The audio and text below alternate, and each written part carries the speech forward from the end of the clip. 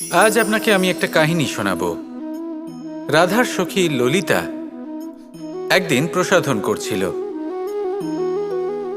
ও দর্পণে নিজেকে দেখল, আর তখন ওর প্রসাধন ওর ভালো লাগলো না।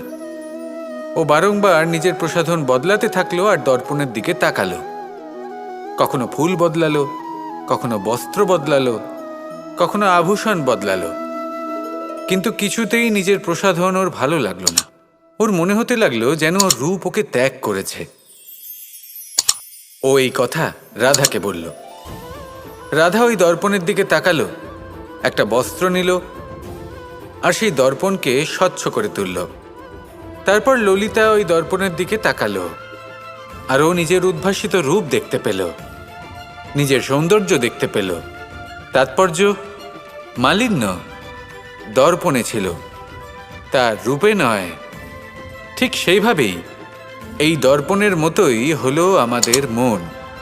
যদি এতে মালিন্য থাকে তাহলে এই সংসারের সবকিছুই মলিন বলে মনে হবে।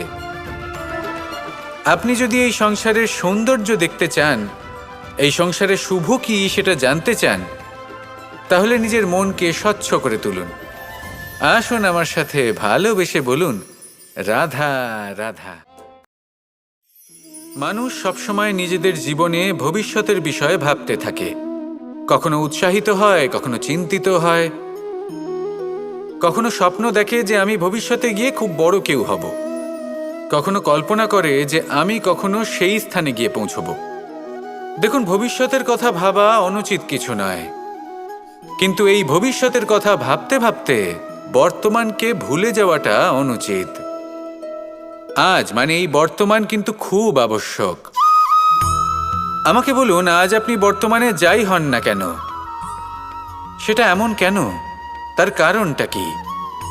তার কারণ হলো অতীতকালে আপনার কর্ম আর আপনার নির্বাচন। সেই সকল কর্মের জন্যই আজকের এই বর্তমান কিছুটা এই রকম হয়েছে। ঠিক সেইভাবেই আপনার এই বর্তমান আপনার ভবিষ্যৎ রচনা করবে। ভবিষ্যতে এই বর্তমান অতীতকাল হতে চলেছে। আপনার ভবিষ্যতের আধার হলো এই বর্তমান। তাই শুধু স্বপ্ন দেখবেন না, শুধু কল্পনা করবেন না।